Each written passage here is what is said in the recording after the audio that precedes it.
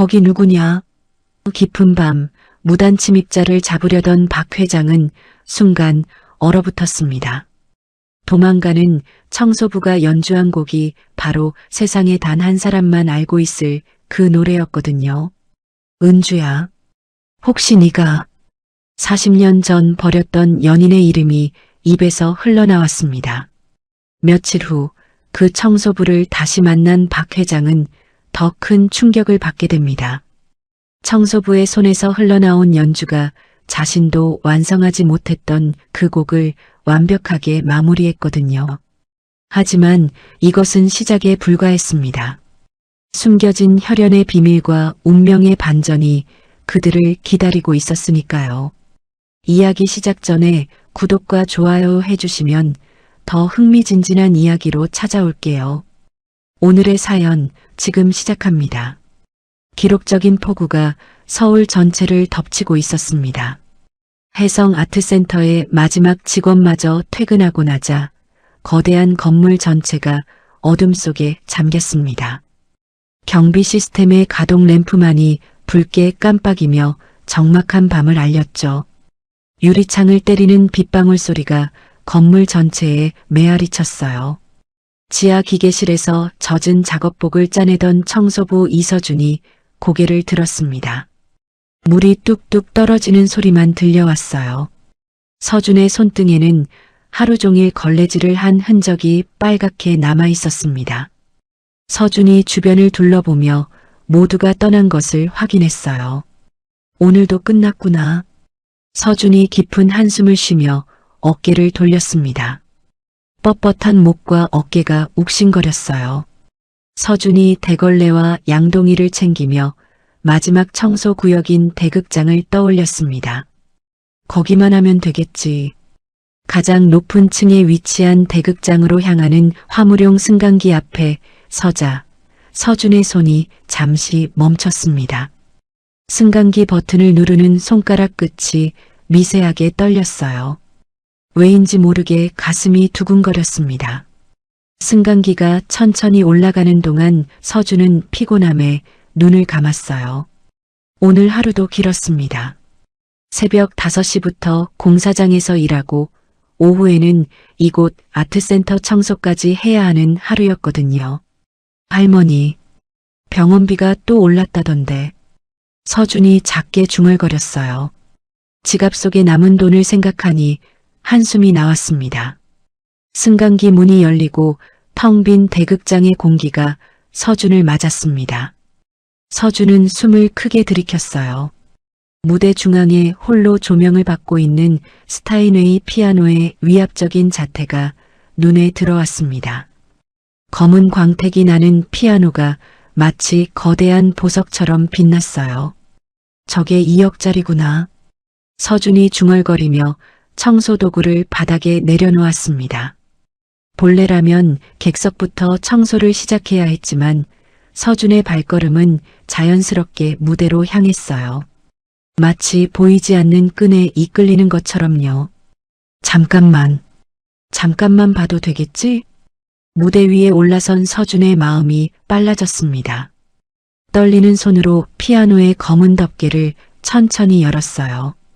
건반 위에 쌓인 미세한 먼지를 입김으로 불어내자 하얀 건반과 검은 건반이 정갈하게 모습을 드러냈습니다. 서준의 굳은 살 박인 손가락이 건반 위에 올라갔어요. 오랫동안 억눌러왔던 충동이 손끝으로 전해졌습니다. 할머니가 항상 말씀하시던 금기시했던 그 충동이요. 음악은 우리 집안의 저주야, 서준아. 절대 손대지 마라. 할머니의 목소리가 귓가에 맴돌았지만 서준의 손가락은 이미 건반을 누르고 있었습니다. 첫 음이 울려 퍼졌어요. 아! 서준의 입에서 감탄사가 새어나왔습니다. 그 깊고 풍성한 음색에 온몸이 전율했어요. 단순한 멜로디로 시작된 연주는 점차 복잡하고 애잔한 단조로 변주되었습니다. 이는 어릴 적 돌아가신 어머니가 불러주던 자장가였지만 서준만의 깊은 감성으로 재해석된 버전이었어요. 엄마, 이 곡 기억하시죠? 서준이 연주하며 작게 중얼거렸습니다.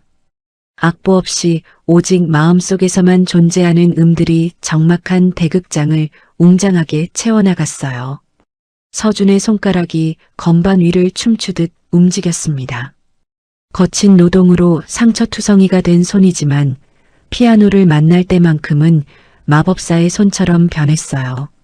한편 이사회와의 긴 격론을 마친 박진성 회장이 홀로 복도를 걷고 있었습니다. 극심한 두통에 지친 박 회장은 수행원들을 모두 물리친 상태였어요. 지팡이를 짚고 천천히 걷는 박 회장의 얼굴에는 깊은 피로가 새겨져 있었습니다. 또 이사회 놈들이. 박 회장이 혀를 차며 중얼거렸어요. 경영권 다툼에 지친 하루였습니다. 그때 대극장 문틈으로 새어나오는 낯설면서도 익숙한 피아노 선율이 박 회장의 발걸음을 멈춰 세웠어요. 이 시간에 누가? 박 회장이 시계를 확인했습니다. 밤 11시가 넘은 시간이었어요. 모든 직원이 퇴근한 시간에 들려오는 피아노 소리에 박 회장의 눈썹이 찌푸려졌습니다. 그런데 그 멜로디가 점점 선명해질수록 박 회장의 표정이 급변했어요. 이건 설마. 박 회장이 자신의 귀를 의심하며 떨리는 손으로 벽을 짚었습니다. 그 곡은 40년 전 가난했던 시절 사랑했던 여인 은주에게만 불러주던 자장가였거든요. 하지만 지금 들리는 버전은 훨씬 더 성숙하고 완성된 형태였습니다. 은주야, 이럴 리가 없어. 박 회장의 심박수가 급격히 빨라졌어요. 숨이 가빠오기 시작했습니다. 지팡이를 꽉 쥔 박 회장이 소리가 나는 대극장 쪽으로 비틀거리며 다가갔어요. 40년 전 그 노래. 세상에 누가 알고 있단 말인가. 박 회장이 혼잣말을 중얼거리며 조심스럽게 문고리를 잡았습니다. 손이 덜덜 떨려서 문고리를 제대로 잡기까지 몇 번이나 헛손질했어요. 거대한 삐걱 소리와 함께 문이 열렸습니다. 무아지경으로 연주하던 서준이 쏘스라치게 놀라 연주를 멈췄어요. 건반 위에 올려져 있던 손이 바들바들 떨렸습니다. 서준의 눈에 공포가 가득했어요. 저기 누구세요? 왜 여기에? 역광 때문에 박 회장의 얼굴을 제대로 식별하지 못한 서준이 다급히 소리쳤습니다. 해고의 공포가 온몸을 휩쌌어요. 서준의 목소리가 떨렸습니다. 무단으로 피아노를 만진 거죠? 죄송합니다. 정말 죄송해요. 서준이 재빨리 피아노 벤치에서 일어나며 사과했어요. 그러면서 옆에 있던 양동이를 발로 차자 물이 콸콸 쏟아져 나왔습니다. 미끄러운 물바닥에 시야까지 가려지자 이 기회를 놓칠 수 없다고 생각한 서준이 무대 뒤편 비상구 쪽으로 몸을 날렸어요. 거기서 기다려. 박 회장이 외치며 미끄러운 무대 위로 올라오려 했지만 중심을 잃고 휘청거렸어요. 지팡이가 바닥에 떨어지며 쨍그랑 소리를 냈습니다. 보안 요원들이 화재경 보험을 듣고 달려오는 소리가 복도에 울려 퍼졌어요. 급한 발걸음 소리와 무전기 소리가 점점 가까워졌습니다. 박 회장은 바닥에 넘어진 채 도망가는 서준의 낡은 작업화 뒷모습을 멍하니 응시했습니다. 서준의 등에 새겨진 용역업체 로고가 희미하게 보였어요. 그리고 그 뒷모습이 어쩐지 낯익었습니다. 저 사람이 혹시 은주이? 박 회장이 떨리는 목소리로 중얼거렸어요. 뒤늦게 도착한 보안팀장이 숨을 헐떡이며 대극장 안으로 들어왔습니다. 회장님, 괜찮으십니까? 보안팀장이 박 회장을 부축하려 했지만 박 회장의 시선은 바닥에 떨어진 무언가에 고정되어 있었어요. 찢어진 명찰 조각이었습니다. 이서준이라는 이름이 흐릿하게 보였어요. 박 회장이 아무 말 없이 그것을 주머니에 조심스럽게 집어넣었습니다. 회장님, 침입자를 잡아야 하지 않겠습니까? 아무에게도 말하지 마라. 박 회장이 보안팀장의 팔을 붙잡고 간절하게 말했어요. 박 회장의 눈에 절박함이 가득했습니다. 하지만 무단 침입자가 있었는데 내가 직접 처리할 일이다. 이 일은 비밀로 해라. 박 회장이 단호하게 말하며 자리에서 일어났습니다. 아트센터 뒷문으로 빠져나온 서준은 빗속에서 거친 숨을 몰아쉬었어요. 차가운 빗물이 온몸을 적셨지만 아무것도 느껴지지 않았습니다. 서준이 덜덜 떨리는 자신의 손을 내려다봤어요. 왜 또 이런 일이? 할머니 말씀이 맞았나? 서준의 목소리에 절망이 묻어났습니다.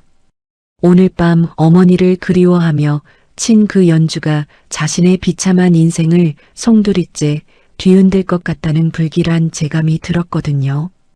음악은 저주라고 했잖아. 왜 참지 못했을까? 서준이 자신의 머리를 감싸쥐고 주저앉았어요. 빗방울이 서준의 볼을 타고 흘러내렸습니다. 그것이 빗물인지 눈물인지 구분할 수 없을 정도였어요. 한편 박 회장은 여전히 대극장 무대 위에 서 있었습니다. 보안 요원들을 모두 내보낸 후 젖은 옷을 입은 채로 피아노 앞에 다가간 박 회장이 건반을 바라봤어요. 은주, 정말 네가 남긴 아이인 거냐? 박 회장의 손이 건반 위를 살짝 스쳤습니다. 40년 전 추억이 물밀듯이 밀려왔어요. 가난했지만 행복했던 시절, 은주에게 불러주던 그 자장가. 하지만 출세를 위해 모든 것을 버렸던 자신. 그리고 은주가 떠난 후 한 번도 찾아보지 않았던 죄책감. 미안하다. 정말 미안해. 박 회장이 피아노를 향해 고개를 숙였어요.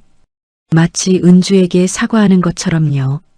박 회장의 어깨가 미세하게 떨렸습니다. 이서준. 그 이름이. 박 회장이 주머니 속 명찰 조각을 만지작거렸어요. 빗소리가 대극장의 고요함을 깨뜨렸습니다. 이 밤의 운명적인 만남이 두 사람의 인생을 완전히 바꿔놓을 것이라는 사실을 그 누구도 알지 못했어요. 창밖으로 번개가 번쩍 치더니 천둥 소리가 울려 퍼졌습니다. 폭풍우는 더욱 거세져만 갔어요. 다음 날 아침 박 회장은 전날 밤의 충격에서 벗어나지 못한 채 서둘러 아트센터로 향했습니다. 검은 링컨이 건물 앞에 멈추자 박 회장이 급하게 내렸어요. 평소와 달리 지팡이를 짚는 손에 힘이 들어가 있었습니다. 비서실장.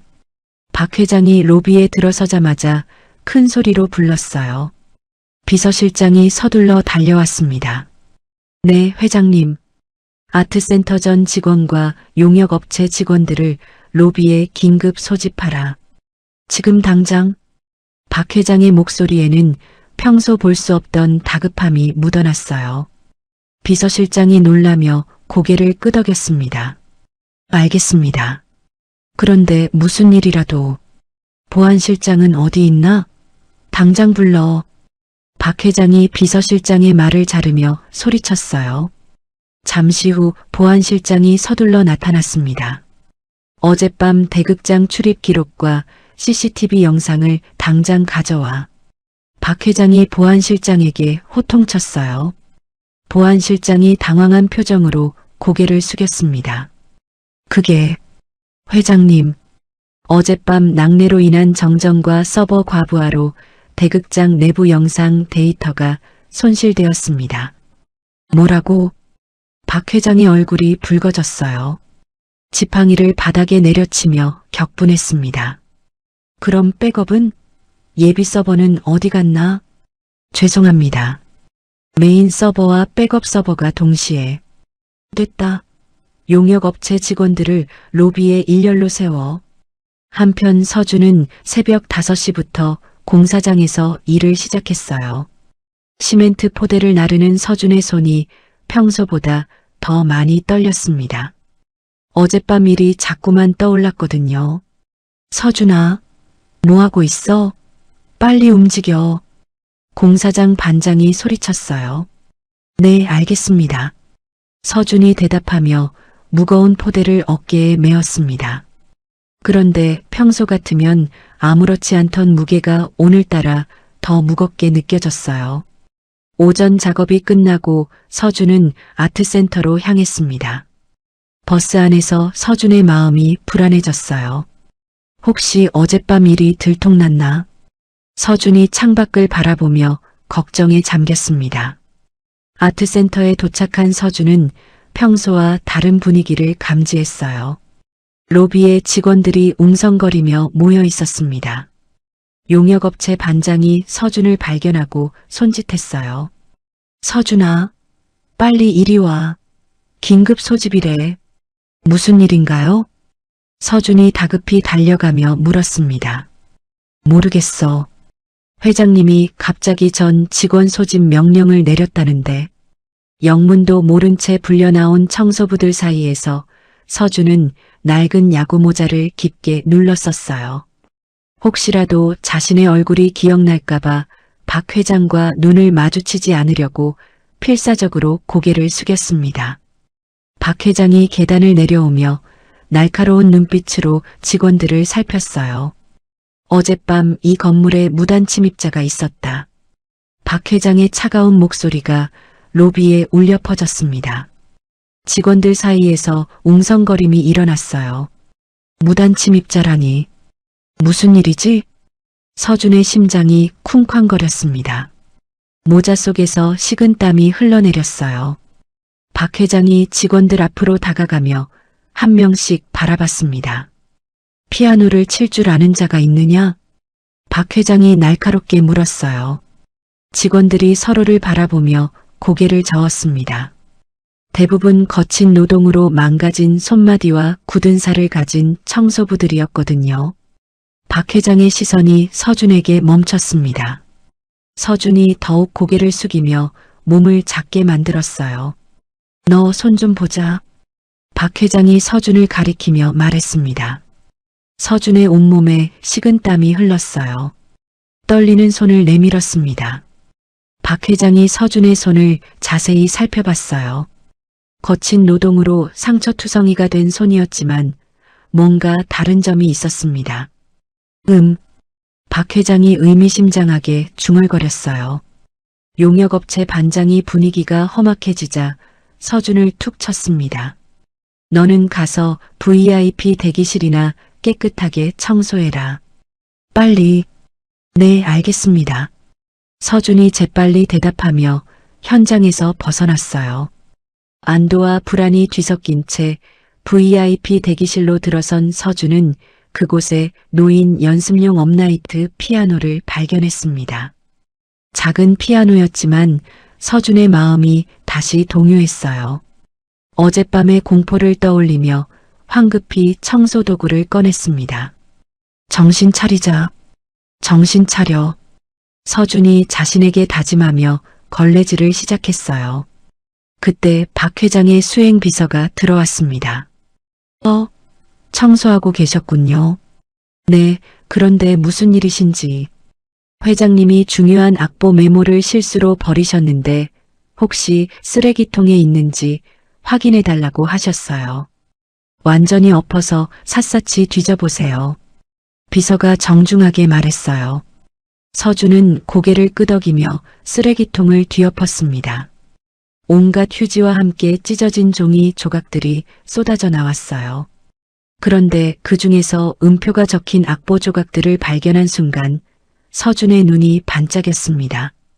이건 서준이 무의식적으로 악보 조각들을 바닥에 펼쳤어요. 본능적으로 음표들의 연결성을 파악하며 퍼즐처럼 맞춰나갔습니다. 복잡한 화성 진행과 전조가 포함된 악보였지만 서준에게는 자연스러운 패턴으로 보였어요. 문 밖에서 이 모습을 몰래 지켜보던 박 회장은 충격을 받았습니다. 단순한 청소부가 고급 음악 이론이 필요한 악보의 순서를 정확히 맞춰내고 있었거든요. 저 사람이 정말로. 박 회장이 떨리는 목소리로 중얼거렸어요. 확신이 굳어져 갔습니다. 박 회장이 대기실 문을 열어 서준과 직접 대면하려는 찰나 건물 내 화재 경보기가 갑작스런 오작동을 일으켰어요. 삐! 귀를 찢는 경보음이 울려 퍼졌습니다. 동시에 스프링클러가 터지면서 복도가 순식간에 아수라장이 되었어요. 뭐야? 불이야? 대피해야 하는 거 아니야? 직원들이 우왕좌왕하며 뛰어다녔습니다. 쏟아지는 차가운 물줄기 속에서 서준은 혼란을 틈타 젖은 악보 조각들을 주머니에 쓸어 담았어요. 그리고 현장을 벗어나려 했습니다. 박 회장은 갑작스런 인파에 밀려 서준을 놓칠 뻔했어요. 잠깐, 거기서. 하지만 서준은 이미 복도 끝으로 도망치고 있었습니다. 흠뻑 젖은 채 복도 끝으로 달리던 서준의 앞을 한 여자가 우아한 미소를 띠며 막아섰어요.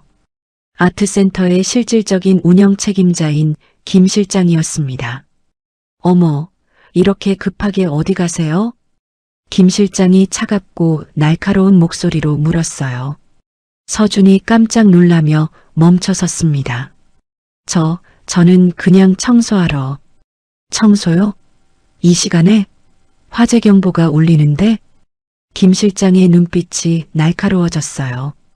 김 실장은 이미 백업 서버를 통한 CCTV 복구 작업으로 서준이 어젯밤 범인임을 확신하고 있었습니다. 하지만 이 사실을 회장에게 바로 보고하는 대신 자신의 개인적 이익을 위해 이용하기로 치밀하게 계산했어요. 저기요, 혹시 어젯밤에 야근하셨나요? 김 실장이 한적한 직원 휴게실 구석으로 서준을 몰아넣으며 물었어요. 아닙니다. 저는 일찍 퇴근했는데요. 서준이 뒷걸음질 치며 거짓말했습니다. 그래요? 그런데 왜 이렇게 떨고 계세요? 김 실장이 서준에게 한 걸음 더 다가갔어요. 떨지 않는데요. 네가 어젯밤 그 도둑고양이지? 김 실장이 낮고 위협적인 목소리로 속삭였습니다. 서준의 젖은 명찰과 주머니 속 악보 조각을 번갈아 쳐다보았어요. 서준의 얼굴이 하얗게 질렸습니다. 무슨 말씀인지 모르겠는데요. 서준이 부인하려 했지만 목소리가 떨렸어요. 김 실장이 서준의 손을 붙잡고 자세히 살펴봤습니다. 손가락 끝에 묻은 피아노 건반 특유의 미세한 기름때와 손톱 밑에 건반 먼지를 발견했어요. 이것 봐. 피아노 건반의 흔적이네요. 청소부가 왜 이런 흔적이 있을까요? 김 실장이 완벽한 증거를 들이밀었습니다. 서준이 할 말을 잃었어요. 더 이상 변명할 수 없다는 걸 알았습니다. 제발요. 저는 그냥 조용히 해요. 여기서 소리 지르면 안 되죠. 김 실장이 서준의 입을 막으며 차갑게 웃었어요. 바로 그때 박 회장이 복도 끝에 나타났습니다. 김 실장을 찾고 있었던 거죠. 김 실장, 거기서 뭐하고 있나? 박 회장의 목소리가 들려오자 김 실장이 재빨리 서준을 놓아줬어요. 회장님, 청소 상태를 점검하고 있었습니다. 김 실장이 능숙하게 거짓말했어요. 박 회장의 시선이 서준에게 향했습니다. 서준은 여전히 고개를 숙이고 있었어요. 너, 어제 봤던 그 청소부가 아닌가? 박 회장이 조심스럽게 물었습니다. 서준의 심장이 멈출 것 같았어요. 모르겠습니다. 청소부들이 다 비슷해 보여서요. 김 실장이 재빨리 대신 대답했어요. 박 회장이 의심스러운 눈빛으로 김 실장을 바라봤습니다. 뭔가 숨기고 있다는 느낌이 들었어요. 그럼 일단 각자 업무로 돌아가지. 박 회장이 말하며 자리를 떴습니다. 김 실장이 박 회장이 사라진 것을 확인하고 서준에게 다시 다가갔어요. 자, 이제 우리끼리 조용히 얘기해 볼까요? 김 실장의 눈에 사악한 빛이 번뜩였습니다. 완벽한 카드를 손에 쥐게 된 거죠. 김 실장은 서준을 자신의 개인 집무실로 끌고 갔습니다. 문을 잠근 후 김 실장이 의자에 앉아 서준을 내려다봤어요. 서준은 문 앞에 서서 불안하게 서성거렸습니다. 앉아요. 김 실장이 차갑게 명령했어요. 저는 서서 앉으라고 했어요. 김 실장의 목소리에 위협이 담겨 있었습니다. 서준이 마지못해 의자에 앉았어요. 손이 덜덜 떨렸습니다. 이서준 씨 맞죠? 김 실장이 서준의 신분증을 들여다보며 말했어요. 네. 어젯밤 대극장에서 무단 침입과 고가 악기 접촉을 한 건 맞죠? 김 실장이 직설적으로 물었습니다. 서준의 얼굴이 하얗게 질렸어요. 저는 거짓말하지 마세요. 증거는 충분해요. 김 실장이 태블릿을 켜서 CCTV 영상을 보여줬습니다. 흐릿하지만 서준이 대극장으로 들어가는 모습이 찍혀 있었어요. 이걸 경찰에 넘기면 어떻게 될까요? 무단 침입죄, 기물손상 미수죄. 김 실장이 손가락으로 책상을 톡톡 치며 말했어요. 제발이요. 저는 그냥 청소하러 간 건데. 서준이 절망적인 목소리로 말했습니다. 청소하러 갔는데 피아노를 쳤다고요? 그것도 그렇게 능숙하게? 김 실장이 비웃었어요. 저는 정말 할머니 병원비 걱정 많죠? 병원에서 독촉 전화도 오고. 김 실장이 서준의 개인정보를 읊어댔습니다. 서준이 깜짝 놀라며 김 실장을 바라봤어요. 어떻게 그걸? 조사하면 다 나와요. 당신이 감옥에 가면 할머니는 어떻게 되죠? 김 실장의 협박이 계속됐습니다. 서준의 눈에 눈물이 맺혔어요. 제발, 저 혼자뿐인데 할머니를 혼자 둘 수 없어요. 그럼 제 제안을 들어보세요. 김 실장이 갑자기 부드러운 목소리로 말했어요. 제안이요? 이번 해성 콩쿠르에 제 조카가 참가해요. 줄리어드 출신의 실력파죠. 김 실장이 민재의 사진을 보여줬습니다. 그런데 경쟁이 만만치 않아요. 당신의 그 천재적인 편곡 실력을 제 조카를 위해 써주면 어떨까요? 김 실장의 진짜 의도가 드러났어요. 편곡 실력이요? 서준이 당황스러워했습니다. 어젯밤 연주 들었어요. 단순한 멜로디를 그렇게 완성도 높게 편곡해서 연주할 수 있는 사람이 몇이나 되겠어요? 김 실장이 감탄하는 척했어요. 저는 그런 거 잘 모르는데. 모른다고요? 그럼 어떻게 악보 조각을 그렇게 정확하게 맞췄죠? 김 실장이 서준의 주머니를 가리켰어요. 서준이 깜짝 놀라며 주머니에 손을 댔습니다. 그 악보들 다 제가 일부러 찢어놓은 거예요. 당신이 음악을 아는지 테스트한 거죠. 김 실장이 교활하게 웃었어요. 제발이요. 음악을 그런 더러운 거래의 도구로 쓸 수는 없어요. 서준이 단호하게 거절했습니다. 김 실장의 표정이 급변했어요. 더러운 거래라고요? 그럼 감옥이 더 깨끗한가요? 김 실장이 내선 전화를 집어들었습니다. 보안팀 나와보세요. 아니에요. 기다려주세요. 서준이 다급하게 말렸지만 이미 늦었어요. 보안 요원 2명이 들어왔습니다. 이 사람을 피아노 파괴 시도범으로 체포해 주세요. 김 실장이 차갑게 명령했어요. 잠깐만요. 뭔 소리예요? 서준이 항변했지만 보안 요원들이 서준의 팔을 잡았어요. 그중 한 명이 서준의 주머니에 정밀 드라이버와 철사를 억지로 집어넣었습니다. 이게 뭐예요? 저는 이런 거 가진 적 없는데. 서준이 억울하게 소리쳤어요. 피아노 줄을 끊으려고 준비한 도구들이네요. 김 실장이 뻔뻔하게 말했어요. 보안 요원들이 서준을 로비로 강제로 끌고 갔습니다. 서준이 발버둥 치며 억울함을 호소했어요. 놓아주세요. 저는 정말 그런 거 한 적 없어요. 김 실장이 뒤따라가며 주변 직원들과 방문객들에게 소리쳤어요. 이 사람이 2억짜리 피아노 줄을 끊으려고 했습니다. 예술 테러범이에요. 사람들이 웅성거리며 서준을 바라봤어요. 비난의 시선들이 서준에게 쏟아졌습니다. 저런 사람이 이런 곳에 왜? 요즘 세상이 어떻게 되는 거야? 이 갑작스런 소란을 2층 VIP 라운지에서 지켜보던 박 회장이 서둘러 계단을 내려왔어요. 박 회장이 인파를 헤치고 다가오며 위압적인 목소리로 명령했습니다. 그 손 당장 놓아라. 보안 요원들이 깜짝 놀라며 서준을 놓았어요. 회장님, 김 실장이 당황하며 다가갔습니다. 회장님, 이자는 위험한 기물 파손범입니다. 2억짜리 피아노를 망가뜨리려고. 조용히 하라. 박 회장이 김 실장의 말을 차갑게 잘랐어요. 박 회장이 서준 앞으로 다가가 그의 거칠고 상처 입은 손을 조심스럽게 잡아 올렸습니다. 서준의 손가락 끝에 굳은 살을 세밀하게 관찰했어요.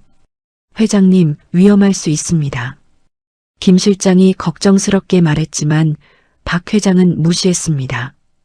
박 회장이 주변의 시선을 의식하지 않고 40년 전 은주에게 불러주던 자장가의 도입부를 낮고 애절한 휘파람으로 불어봤어요. 서준이 깜짝 놀라며 박 회장을 바라봤습니다. 그리고 자신도 모르게 그 선율의 다음 화음을 자연스럽게 콧노래로 받아쳤어요. 그 순간 박 회장의 회색 눈빛이 충격과 확신으로 변했습니다. 주변 사람들이 이상하게 바라봤지만 박 회장은 신경 쓰지 않았어요. 박 회장이 로비 중앙에 전시용으로 놓인 백색 그랜드 피아노를 가리켰습니다. 증명해봐라. 박 회장의 목소리에 기대와 확신이 섞여 있었어요. 네. 서준이 어리둥절해했습니다. 네가 파괴자가 아니라 진정한 연주자라는 것을 증명해봐라.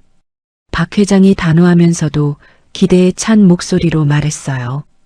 수십 명의 직원들과 우연히 지나가던 방문객들이 웅성거리며 지켜봤습니다.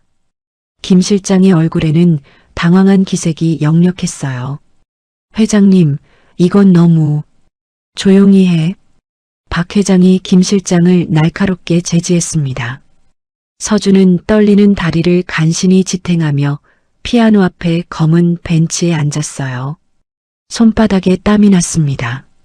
건반 위에 떨리는 손을 올린 서준이 잠시 망설였습니다. 할머니, 미안해요. 이번만. 서준이 작게 중얼거리며 마음을 다잡았어요. 박 회장이 40년 전 멈춰버린 그 미완성 자장가의 끊긴 부분부터 서준이 연주를 시작했습니다. 첫 음이 울려 퍼지자 웅성거리던 로비가 순식간에 조용해졌어요. 서준의 거친 손끝에서 터져나온 연주는 단순한 모방이 아니었습니다. 박 회장조차 상상하지 못했던 파격적이고 완벽한 화성 진행으로 전개되며 로비의 모든 소음을 집어삼켰어요. 간단한 자장가가 마치 대규모 오케스트라가 연주하는 교향곡처럼 웅장하게 변모했습니다. 김 실장의 얼굴이 경악으로 일그러졌어요. 주변 사람들은 숨조차 제대로 쉬지 못했습니다.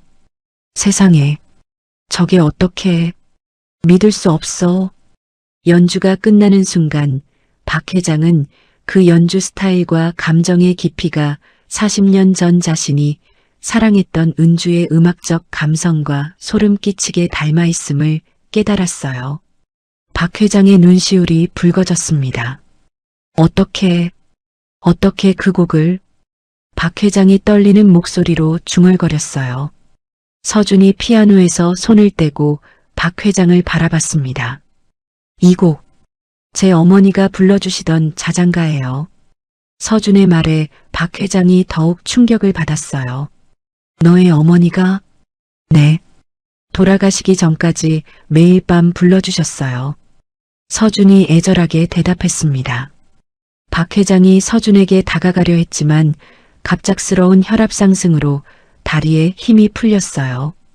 비틀거리며 거친 숨을 몰아쉬었습니다. 회장님, 김 실장과 직원들이 재빨리 박 회장을 부축했어요. 괜찮습니다. 괜찮아. 박 회장이 서준을 바라보며 중얼거렸습니다. 은주야, 정말 네가 남긴 서준은 무슨 일인지 모르겠다는 표정으로 서 있었어요. 하지만 박 회장의 눈빛에서 뭔가 특별한 감정을 느꼈습니다. 로비에 있던 사람들이 수군거리며 흩어지기 시작했어요. 놀라운 연주에 대한 얘기들이 여기저기서 들려왔습니다. 김 실장이 이 상황을 수습하려고 애썼지만 이미 늦었어요. 서준의 연주는 모든 사람의 마음을 사로잡았거든요. 폭풍 같았던 연주가 끝나고 로비가 다시 일상으로 돌아온 직후 박 회장은 서준의 거친 손을 두 손으로 감싸쥐었습니다. 박 회장의 눈에는 간절함이 가득했어요. 젊은이, 내가 모든 것을 지원해 줄 테니 제발 음악을 계속해달라. 박 회장의 목소리에 애원하는 기색이 역력했습니다. 서준이 깜짝 놀라며 뒷걸음질 쳤어요. 무슨 말씀이세요? 저는 그냥 네가 누군지 알 것 같다. 혹시 어머니 성함이? 아니에요. 서준이 박 회장의 말을 급하게 끊었습니다. 할머니가 했던 말이 머릿속을 맴돌았어요. 음악은 우리 집안의 불행만 가져다주는 저주다. 절대 손대지 마라. 저는 그냥 먹고 살기 위해 청소나 하는 사람이에요. 당신의 동정이나 시혜는 필요 없습니다. 서준이 목소리를 높이며 외쳤어요. 박 회장이 당황한 표정을 지었습니다. 동정이 아니야. 나는 진심으로. 돈으로 제 인생을 사려고 하지 마세요. 서준이 박 회장의 손을 거칠게 뿌리쳤습니다. 주변에서 지켜보던 직원들이 수군거렸어요. 저런 회장님에게 어떻게 미쳤나 봐. 서준이 혼란스럽고 두려운 표정으로 아트센터를 뛰쳐나갔어요. 여전히 내리는 빗속으로 사라졌습니다. 박 회장이 서준의 뒷모습을 바라보며 중얼거렸어요. 은주, 정말 너를 닮았구나. 다음 날부터 서준은 다시 척박하고 위험한 공사장 일용직으로 돌아갔습니다. 무거운 시멘트 포대를 나르고 철근을 운반하면서도 머릿속에서는 계속 그 자장가가 맴돌았어요. 아, 또 생각나네. 서준이 한숨을 쉬며 포대를 내려놓았습니다. 거친 막노동 때문에 손이 점점 더 망가져갔어요. 점심시간이 되자 서준은 공사장 구석 컨테이너 그늘로 갔습니다. 도시락도 없이 혼자 앉아 있었어요. 돈이 없어서 점심을 굶는 날이 많았거든요. 배고프다. 서준이 배를 움켜쥐며 중얼거렸습니다. 그때 서준이 무의식적으로 허공에 보이지 않는 피아노 건반을 두드리는 신용을 했어요. 어젯밤 연주했던 그 자장가를 떠올리며요. 라라라라라라. 서준이 작게 콧노래를 부르기 시작했습니다. 바로 그때 낡은 군용 코트를 걸친 노숙자 차림의 노인이 다가왔어요. 서준의 콧노래에 맞춰 엇박자로 정교한 화음을 넣었습니다. 라라라라라라. 노인의 목소리가 서준의 멜로디와 완벽하게 어우러졌어요. 서준이 깜짝 놀라며 노인을 바라봤습니다. 뭐 하시는 거예요? 음악하는 거지. 너도 음악하는 사람이구나. 노인이 빙긋 웃으며 말했어요. 음악이요? 저는 그런 거 몰라요. 서준이 짜증스럽게 자리를 피하려 했습니다. 노인이 주변에 굴러다니는 녹슨 파이프와 철근을 집어들었어요. 쇠막대기로 두드리기 시작했습니다. 쨍, 쨍쨍. 리듬이 있었어요. 서준이 놓치고 있던 박자의 미묘한 허점을 정확히 보완하는 리듬이었습니다. 어떻게? 서준이 놀라며 노인을 바라봤어요. 음악은 어디에나 있다. 공사장 소음도 음악이고 바람 소리도 음악이야. 노인이 의미심장하게 말했습니다. 누구세요? 서준이 의심스러운 눈빛으로 물었어요. 그냥 음악을 사랑하는 늙은이지. 너는? 저는 그냥 공사장에서 일하는. 거짓말하지 마. 내 손가락 움직임 봤어. 피아니스트야. 노인이 서준의 손을 만지며 말했어요. 서준의 굳은 살 박이고 상처투성이인 손이었지만 노인의 눈에는 뭔가 다르게 보였습니다. 피아노는 10개 손가락이 아니라 하나의 심장으로 치는 것이야. 노인이 철학적으로 말했어요. 심장으로요? 그래. 기술은 연습으로 늘지만 감정은 타고나는 거야. 너는 그걸 가지고 있어. 노인의 말에 서준이 무언가 느끼는 것 같았어요. 저는 음악하면 안 돼요. 가족들이 모두 음악 때문에. 누가 그런 소리를 했나? 할머니가. 음악은 우리 집안의 저주라고. 서준의 목소리가 작아졌어요. 노인이 서준의 어깨를 툭 쳤습니다. 저주라니. 음악이 어떻게 저주야? 음악은 신이 인간에게 준 최고의 선물이야. 하지만은 무슨. 공사장 소음을 음악으로 들어봐. 노인이 다시 파이프를 두드리기 시작했어요. 쨍, 쨍, 덜컹, 덜컹. 처음에는 그냥 소음으로 들렸지만 계속 듣다 보니 일정한 패턴이 있었어요. 서준이 신기해하며 귀를 기울였습니다. 들리지? 리듬이? 네. 정말 음악 같네요. 서준이 감탄하며 말했어요. 그래. 세상 모든 소리가 음악이야. 바람소리, 빗소리, 새소리. 노인이 주변 소리를 가리키며 설명했어요. 그럼 저도 할 수 있을까요? 서준이 조심스럽게 물었습니다. 당연하지. 너는 이미 하고 있어.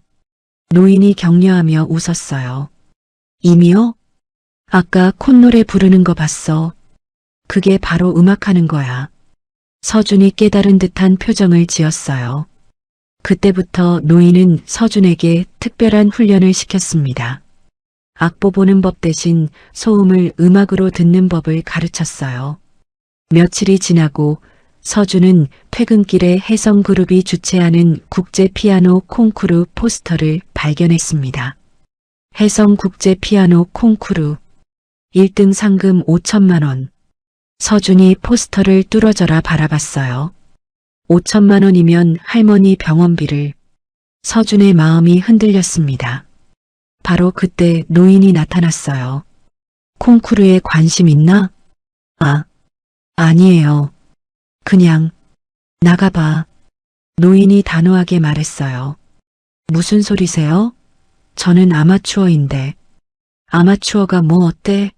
프로보다 더 순수하고 감동적인 연주를 할 수 있어. 노인이 어디선가 낙지만 정성스럽게 수선된 연주복을 꺼냈어요. 이건 뭐예요? 내가 젊었을 때 입던 연주복이야. 너에게 주고 싶어? 노인이 서준에게 연주복을 건넸습니다. 받을 수 없어요. 받아. 그리고 너의 음악으로 이 답답한 세상을 납작하게 만들어라. 노인의 눈빛에 강한 의지가 담겨 있었어요.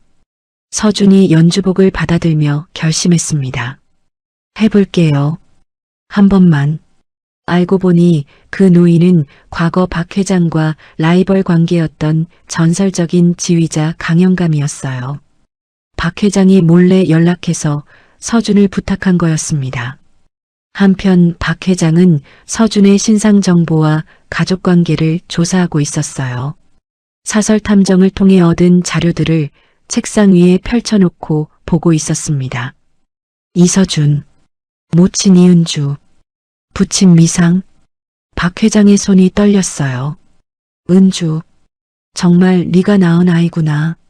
박 회장이 40년 전 사진을 꺼내봤어요. 젊은 시절의 은주와 자신이 함께 찍은 사진이었습니다. 미안하다. 정말 미안해. 박 회장의 눈에 눈물이 맺혔어요. 마침내 콩쿠르 접수일이 되었습니다. 서준은 흙먼지가 묻은 낡은 신발을 신고 접수처에 나타났어요. 떨리는 손으로 지원서를 제출했습니다. 접수 담당 직원들이 서준의 초라한 행색을 보며 수군거렸어요. 저런 사람도 콩쿠르에 나가나? 돈 내고 망신당하러 오나 봐. 그 모습을 아트센터 2층 창문 너머로 지켜보던 김 실장이 조카 민재에게 전화를 걸었어요. 민재야, 예상치 못한 복병이 나타났어. 저 청소부 놈 조심해야겠어. 청소부요? 무슨 소리예요, 이모? 민재가 비웃으며 대답했어요. 우습게 보지 마. 실력이 만만치 않아. 1차에서 떨어뜨려야 해. 김 실장의 목소리에 도끼가 서려 있었어요. 콩쿠르 대기실에서 서준은 값비싼 정장을 차려입은 다른 참가자들 사이에서 유독 눈에 띄었습니다. 민재가 서준을 발견하고 조롱하며 다가왔어요. 여기가 노가다꾼 오디션장인 줄 알았네요. 민재와 그 친구들이 킥킥거리며 웃었어요. 무슨 말씀인지 서준이 당황하며 말했습니다. 콩쿠르장에 작업복 입고 오면 어떡해요? 드레스 코드도 모르나? 민재가 계속 비아냥거렸어요. 서준이 아무 말도 하지 않고 강영감이 가르쳐준 대로 눈을 감았어요. 주변의 온갖 소음 속에서 자신만의 음악적 리듬을 찾는 명상에 집중했습니다. 드디어 무대 입장을 알리는 안내 방송이 나왔어요. 1차 예선을 시작하겠습니다. 서준이 깊은 심호흡과 함께 닫혀있던 무대 문을 열었습니다. 자신의 비참했던 과거와 불확실한 미래를 가르는 운명의 걸음을 용기 있게 내디뎠어요. 혜성 콩쿠르 결선 무대, 대극장이 관객들로 가득 찼습니다. 1층부터 3층까지 빈자리 하나 없이 사람들이 들어차 있었어요. 무대 조명이 화려하게 켜지며 본격적인 경연이 시작되었습니다. 김 실장의 조카이자 줄리어드 음대 출신인 민재가 첫 번째로 무대에 올랐어요. 완벽하게 다린 정장과 반짝이는 구두, 자신감 넘치는 표정으로 등장했습니다. 이번 곡은 리스트의 라 캄파넬라입니다. 민재가 우아하게 인사하고 피아노 앞에 앉았어요. 피아노에서 화려하고 현란한 선율이 흘러나왔습니다. 기계적으로 완벽한 테크닉이었어요. 빠른 패시지도 정확무호하게 연주했고 어려운 기교 부분도 전혀 흔들림이 없었습니다. 역시 해외파는 다르네. 테크닉이 정말 완벽해. 관객들이 감탄하며 수군거렸어요. 연주가 끝나자 박수가 터져나왔습니다. 심사위원들도 고개를 끄덕이며 높은 점수를 줬어요. 9.2점, 9.1점, 9.3점, 거의 만점에 가까운 점수였습니다. 민재가 만족스러운 미소를 지으며 무대를 내려갔어요.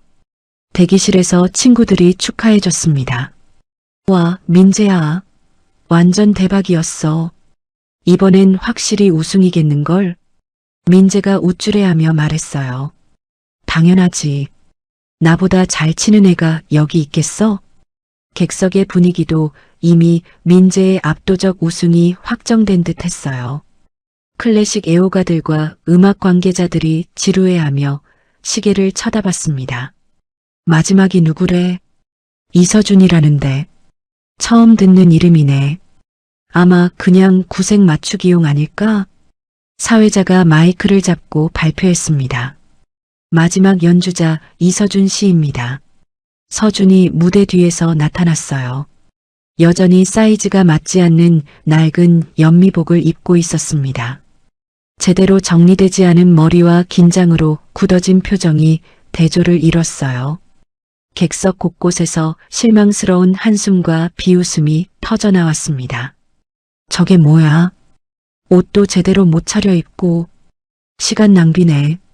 서준이 무대 중앙까지 걸어가는 동안 관객들의 수군거림이 계속됐어요. 하지만 서준은 강영감이 가르쳐준 대로 주변 소음에 집중했습니다. 모든 소리가 음악이야. 서준이 마음속으로 중얼거리며 피아노 앞에 앉았어요. 건반 위에 손을 올리는 순간 서준의 표정이 완전히 달라졌습니다. 긴장이 사라지고 평온한 미소가 입가에 번졌어요. 첫 건반을 조심스럽게 누르자 고요하면서도 깊이 있는 음이 울려 퍼졌습니다. 관객들의 수군거림이 순식간에 멈췄어요. 서준은 지정곡인 베토벤 소나타를 연주하기 시작했지만 중간 부분에서 과감하게 악보의 전통적 해석을 벗어났습니다. 강연감과 함께 연습했던 대로 자신만의 독창적인 해석을 담은 카덴차를 시작했어요. 연주가 진행될수록 관객들이 점점 더 집중하기 시작했습니다. 서준의 음악은 민재의 완벽한 기교와는 완전히 달랐어요. 마치 폭풍우가 몰아치듯 격정적이다가도 순식간에 고요한 호수처럼 평온해졌습니다. 때로는 거친 바위에 부딪히는 파도 소리 같기도 하고 때로는 어머니의 자장가처럼 따뜻하기도 했어요. 무대 위의 오케스트라 단원들조차 연주를 멈추고 넋을 잃고 들었습니다.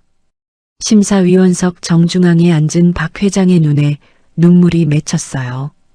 서준의 연주 속에서 40년 전 죽은 연인 은주의 애절한 감성을 느꼈거든요. 동시에 자신의 젊은 날 뜨거웠던 열정도 되살아났습니다. 은주야, 네가 여기 있구나. 박 회장이 작게 중얼거렸어요. 뒤편에서 지켜보던 김 실장이 위기감을 느꼈습니다.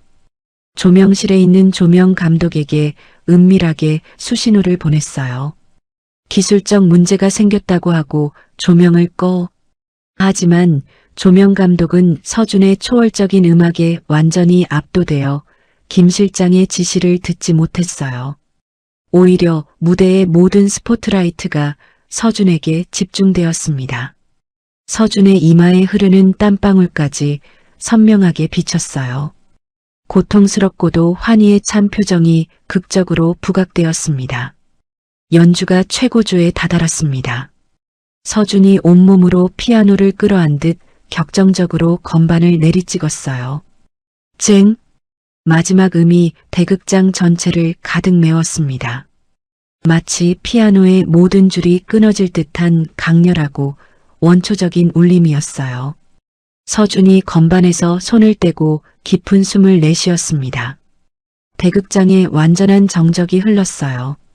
3,000명이 넘는 관객들이 기침소리 하나, 오스치는 소리 하나 내지 못했습니다. 숨소리조차 들리지 않을 정도였어요. 몇 초가 영원처럼 느껴졌습니다. 그때 박 회장이 가장 먼저 자리에서 벌떡 일어났어요. 지팡이를 바닥에 떨어뜨리며 격정적인 박수를 치기 시작했습니다. 짝! 짝! 짝! 박 회장의 박수 소리가 정적을 깼습니다. 곧이어 객석 전체가 폭발했어요. 모든 관객이 일어서며 우레 같은 함성과 박수를 보냈습니다. 브라보! 놀랍다! 믿을 수 없어! 박수와 환호성이 5분 넘게 계속되었어요. 1층부터 3층까지 모든 사람이 서서 박수를 쳤습니다. 심사위원들도 놀라움을 감추지 못했어요. 이런 연주는 처음 봤어. 기술을 넘어선 예술이야. 신이 내린 재능이군. 체점이 끝나자 사회자가 발표했습니다. 심사위원 전체의 만장일치로 우승자가 결정되었습니다. 이서준 씨. 서준이 믿을 수 없다는 표정으로 무대 중앙에 섰어요. 무거운 크리스털 트로피를 두 손으로 받아들었습니다. 감사합니다. 정말 감사합니다. 서준의 목소리가 떨렸어요. 객석 어딘가를 바라보며 작게 중얼거렸습니다. 할머니, 보고 계시죠? 시상식을 마치고 무대 뒤편으로 내려온 서준을 박 회장이 기다리고 있었어요. 박 회장이 떨리는 팔을 벌려 다가왔습니다. 서준이 처음엔 쭈뼛거리다가도 결국 박 회장의 품에 안겼어요. 난생 처음 느껴보는 아버지의 온기였습니다. 잘했다. 정말 잘했어. 박 회장이 서준의 등을 토닥이며 말했어요. 회장님, 서준이 감격에 겨워 말을 잇지 못했어요. 바로 그때였습니다. 서준의 오른손이 미세하게 떨리기 시작했어요. 서준이 손을 바라봤습니다. 손목에서 시작된 떨림이 점점 심해졌어요. 무슨... 서준의 손가락이 자신의 의지와 상관없이 경련을 일으키기 시작했습니다. 안쪽으로 굽어 들어가면서 극심한 통증이 팔 전체로 번졌어요. 아파. 서준이 갑자기 손목을 부여잡으며 신음했습니다. 박 회장이 깜짝 놀라며 서준을 지탱했어요. 어떻게 된 거냐? 의사 불러. 서준의 얼굴이 고통으로 일그러졌습니다. 가장 행복했던 순간에 찾아온 불길한 징조였어요. 우승의 환호와 축하 인사가 채 가라앉기도 전 대기실은 꽃다발과 샴페인으로 가득했습니다. 음악 관계자들과 기자들이 서준을 둘러싸고 있었어요. 플래시가 터지고 축하의 말들이 쏟아졌습니다. 서준 씨, 소감 한 말씀 해주세요. 어떻게 그런 연주가 가능했습니까? 서준이 어리둥절한 표정으로 질문들을 받고 있었어요. 박 회장이 옆에서 뿌듯한 미소를 지으며 지켜보고 있었습니다. 음악평론가 한 명이 샴페인 잔을 서준에게 건넸어요. 축배를 들어보시죠. 서준이 떨리는 손으로 샴페인 잔을 받았습니다. 그런데 잔을 들어 올리는 순간 갑자기 오른손에 마치 고압 전류가 통하는 듯한 격렬한 마비 증상이 일어났어요.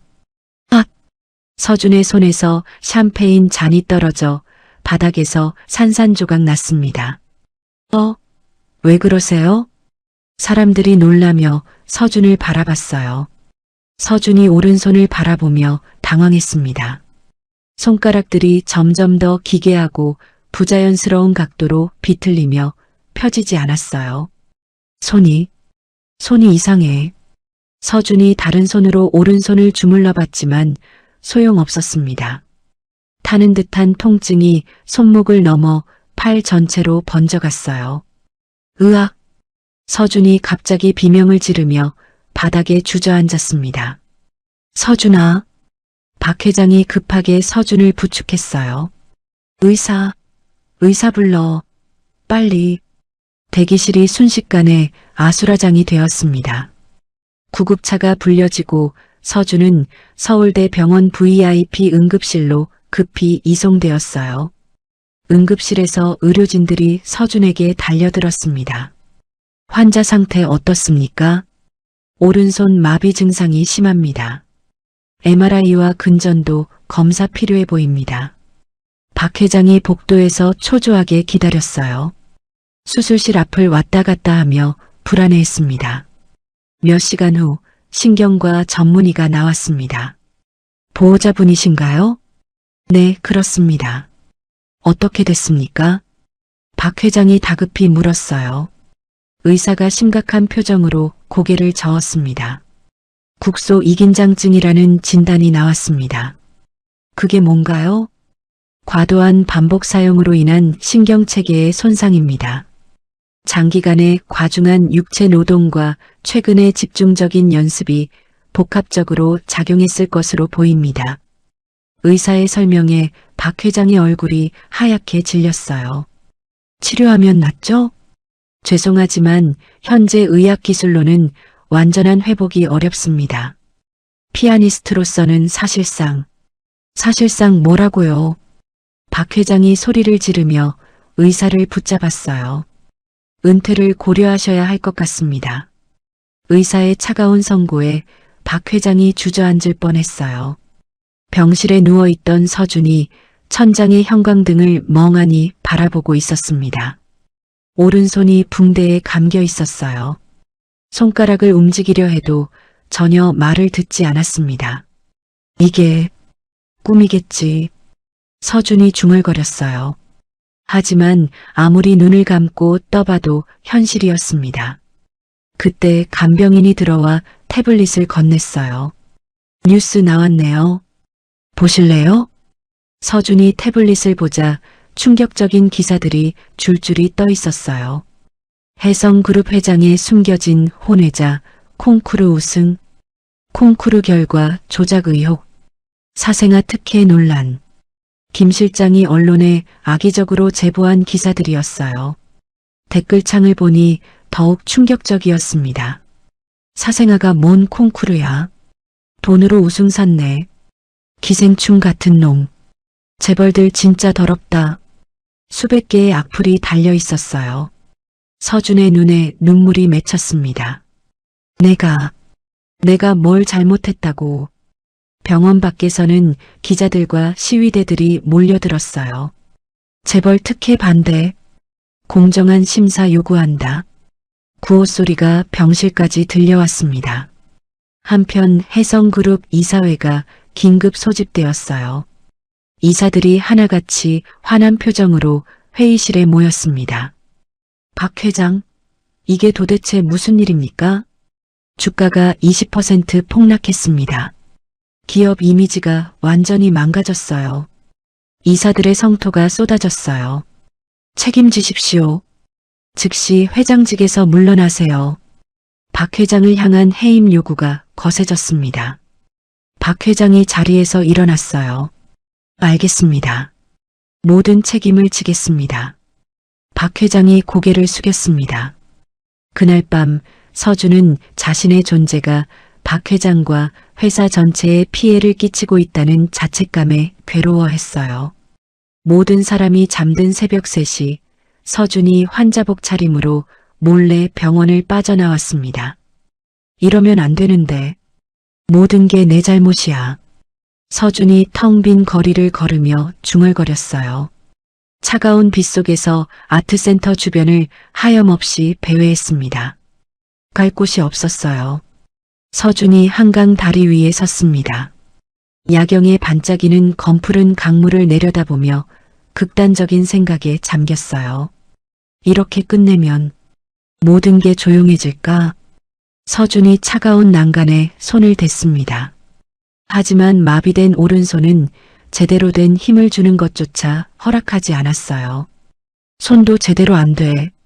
죽는 것도 제대로 못하는 거야. 서준이 절망에 빠져 흐느꼈어요. 바로 그때 어둠 속에서 강영감이 나타났습니다. 이 바보 같은 놈아. 강영감이 서준의 멱살을 거칠게 잡고 다리에서 끌어냈어요. 영감님, 손가락 몇 개 못 쓴다고 음악이 죽는 줄 아나? 강영감이 서준의 뺨을 세게 때렸어요. 아, 정신 차려. 음악은 손가락으로만 하는 게 아니야. 강영감이 호통을 쳤습니다. 하지만 피아노를 못 치는데 피아노가 음악의 전부야? 지휘자는 어떻고 작곡가는 어떻고.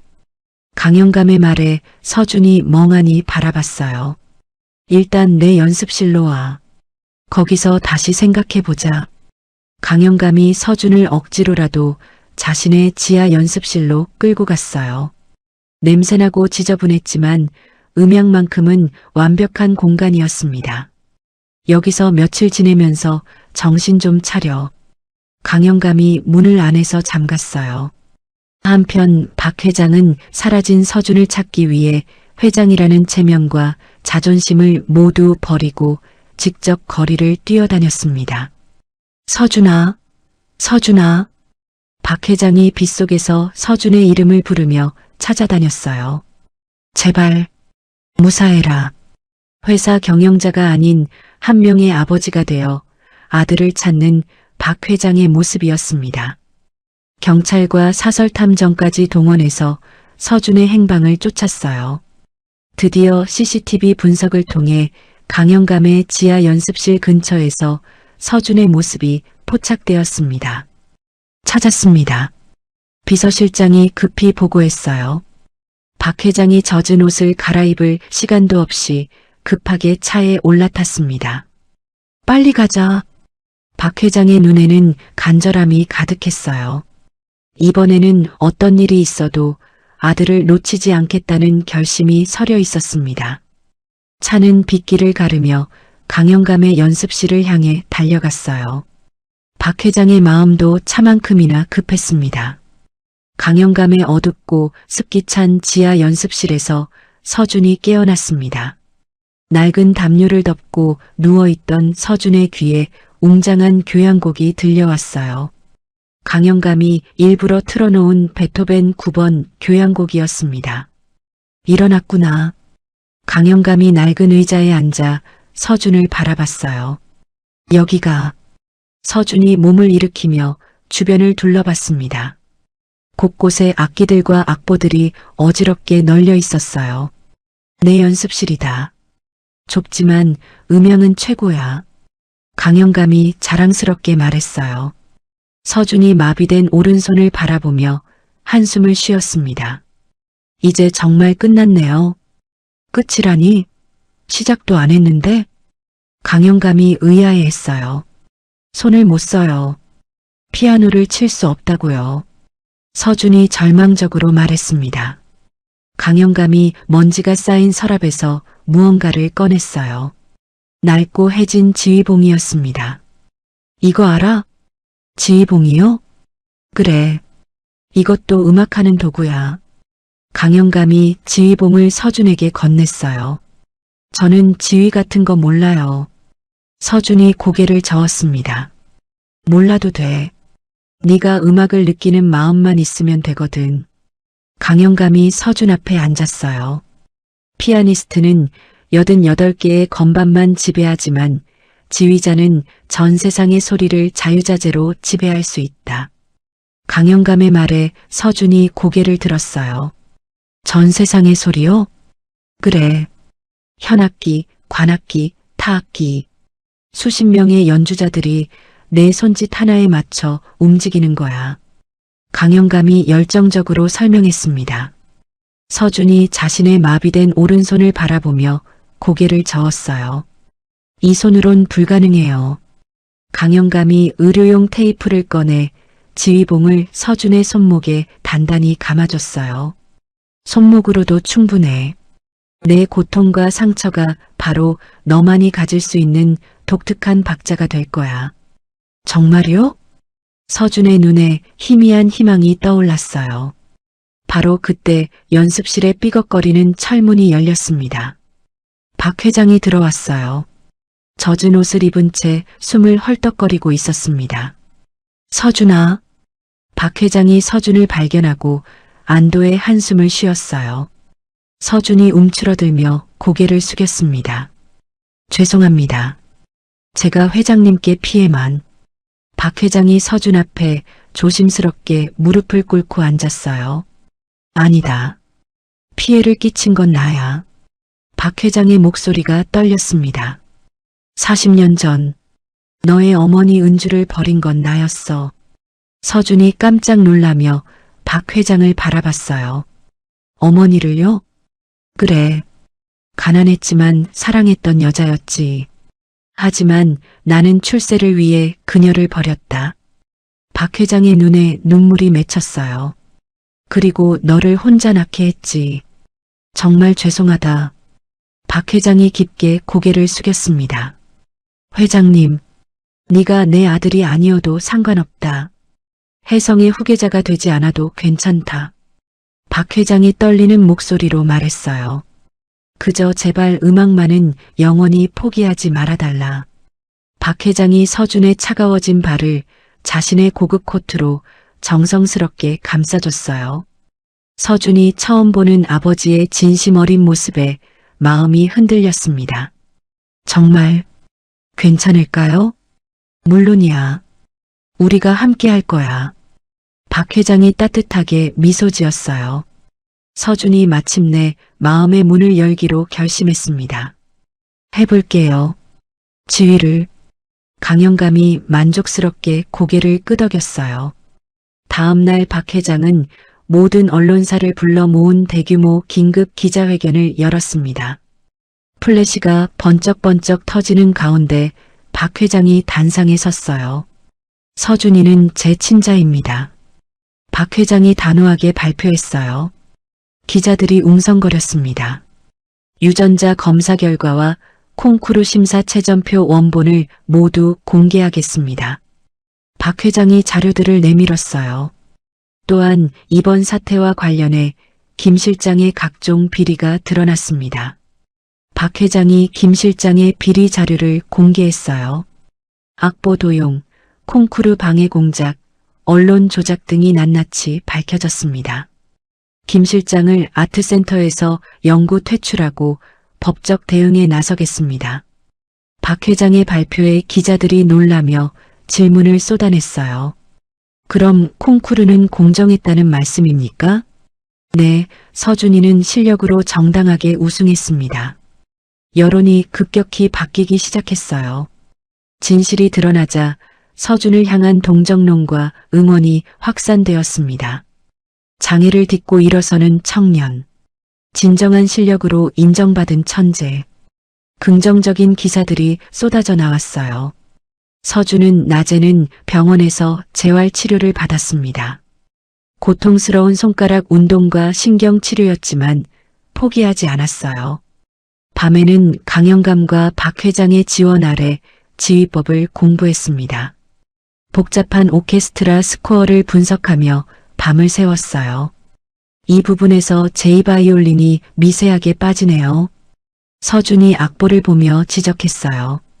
정말? 들어보자. 강영감이 녹음된 연주를 틀어봤어요. 정말로 서준이 말한 부분에서 미세한 불협화음이 들렸습니다. 놀라운 귀야. 절대음감이 이 정도라니. 강영감이 감탄했어요.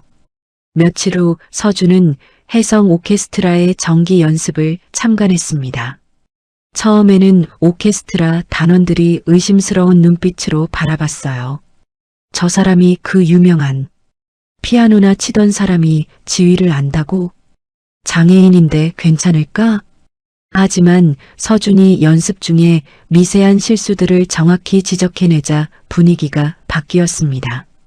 제2바이올린 세 번째 마디에서 반음 낮게 연주하셨어요. 서준이 조심스럽게 말했어요. 바이올리니스트가 확인해 보니 정말로 튜닝이 어긋나 있었습니다.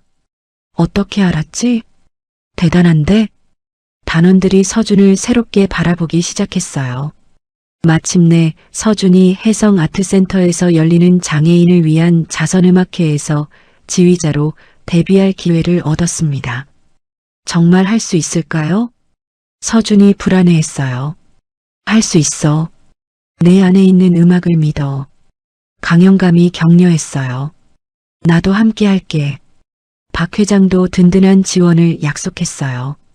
공연 전날 마지막 리허설을 마친 서준이 텅 빈 지휘대 위에 혼자 섰습니다. 굳어버린 오른손 대신 지휘봉을 쥔 왼손을 하늘 높이 들어 올렸어요. 새로운 인생을 향한 비장하고도 희망찬 마음이 가슴에 차올랐습니다.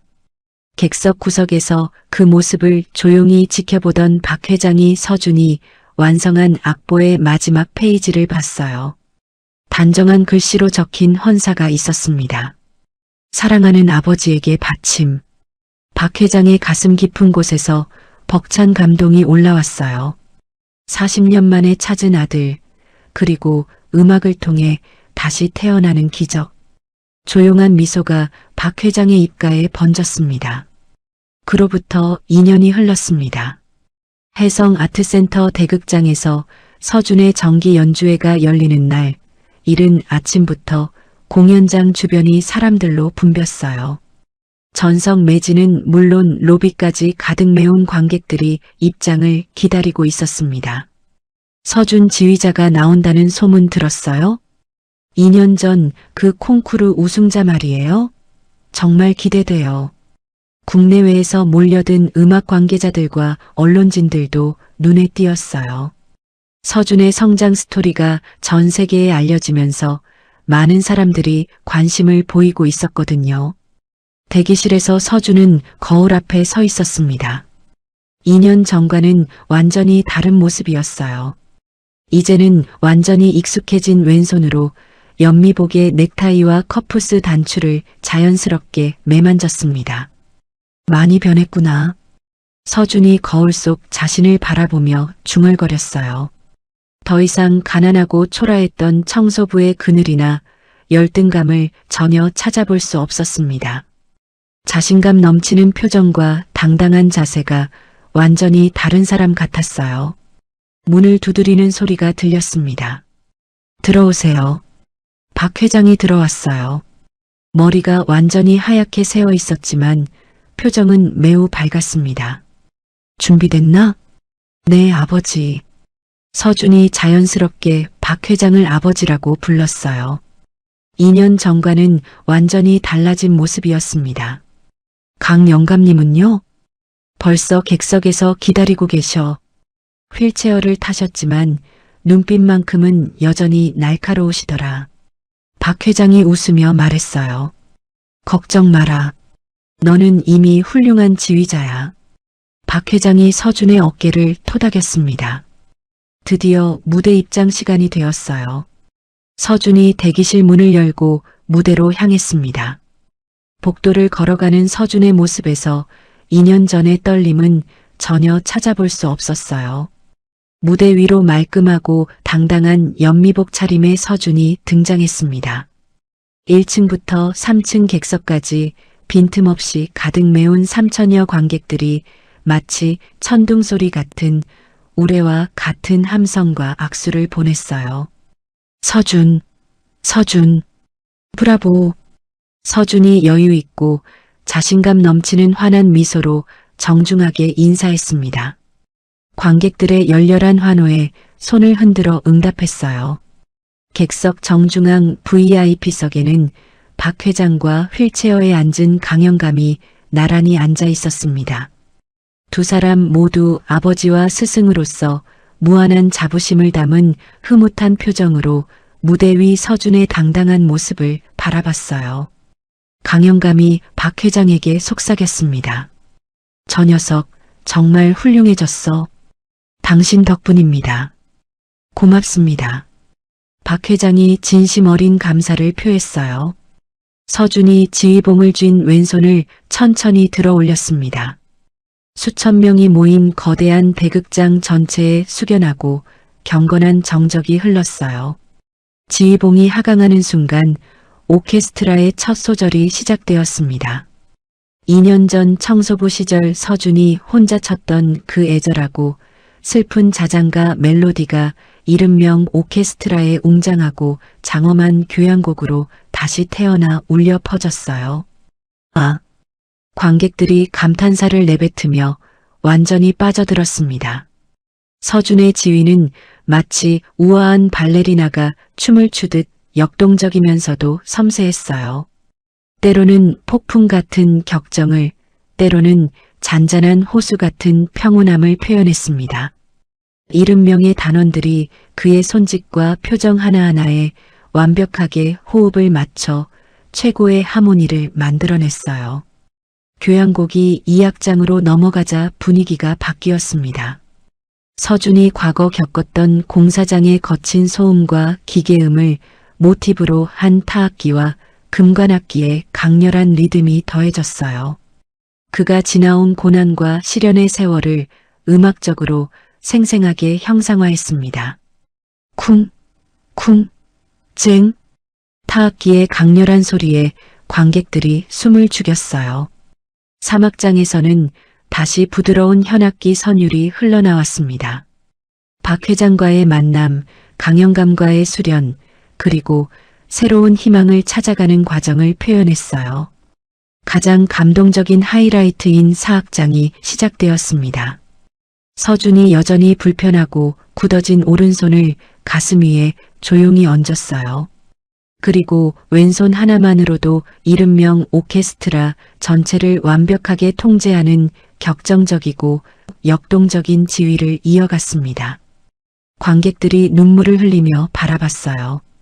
자신의 신체적 결핍을 진정한 예술로 승화시킨 깊은 감동이 온 극장에 퍼졌습니다. 정말 믿을 수 없어. 저런 지휘를 보다니. 40분간 이어진 대작 교향곡이 마지막 음으로 향해 갔습니다. 모든 악기가 하나로 합쳐져 거대한 클라이맥스를 만들어냈어요. 서준의 왼손이 하늘 높이 올라갔다가 천천히 내려왔습니다. 마지막 음이 대극장을 가득 메우며 점점 작아져 완전한 정적으로 사라졌어요. 잠시 정적이 흘렀습니다. 그리고 폭발했습니다. 박 회장이 가장 먼저 일어서며 박수를 치기 시작했고 곧이어 관객 전체가 자발적으로 일어섰어요. 10분이 넘도록 계속되는 기립박수와 브라보, 외침이 대극장 전체를 뜨겁게 달궜습니다. 브라보, 브라보, 서준, 서준. 앵콜 요청이 빗발쳤어요. 서준이 마이크를 잡고 떨리는 목소리로 말했습니다. 이 곡은 절망의 나락에서 저를 구해내고 다시 태어나게 해준 두 분의 아버지께 바칩니다. 서준이 박 회장과 강영감을 향해 깊이 고개를 숙였어요. 박 회장의 눈가에 눈물이 맺혔습니다. 강영감도 휠체어에서 힘겹게 일어나 박수를 쳤어요. 공연이 끝나고 대기실로 돌아온 서준은 기다리고 있던 박 회장과 뜨겁고 따뜻한 포옹을 나눴습니다. 아들아, 정말 자랑스럽다. 박 회장이 감격에 벅찬 목소리로 말했어요. 네가 완성해낸 이 음악이 내가 살아온 평생보다도 훨씬 더 아름답고 의미 있어. 박 회장이 서준의 등을 사랑스럽게 토닥였습니다. 아버지 덕분이에요. 아버지가 아니었다면. 아니야. 이건 모두 내 힘이야. 시간이 흘러 모든 관객과 관계자들이 떠나고 청소부들마저 일을 마친 깊은 밤이 되었습니다. 서준이 다시 혼자서 무대에 올라가 추억이 가득한 그 피아노 앞에 앉았어요.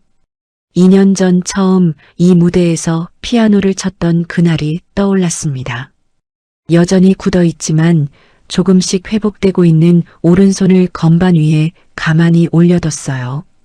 그리고 왼손만으로 아주 느리지만 또렷하고 정확하게 어머니가 어린 시절 자주 불러주던 동요 반짝반짝 작은 별을 연주했습니다. 반짝반짝 작은 별 아름답게 비치네. 검은 피아노 뚜껑에 비친 평온하고 만족스럽게 미소 짓고 있는 자신의 얼굴을 바라봤어요. 엄마, 보고 계시죠? 이제 음악이 저주가 아니라 축복이라는 걸 알겠어요. 서준이 하늘을 바라보며 중얼거렸습니다. 서준이 무대의 조명을 하나씩 끄고 극장을 나가는 뒷모습이 조명에 비춰졌어요. 2년 전 청소부 시절 입었던 남루하고 낡은 작업복과 지금의 우아하고 품격 있는 연미복이 신기하게 겹쳐 보였습니다. 과거와 현재, 절망과 희망, 좌절과 성공이 하나로 어우러진 환상적이고 상징적인 순간이었어요.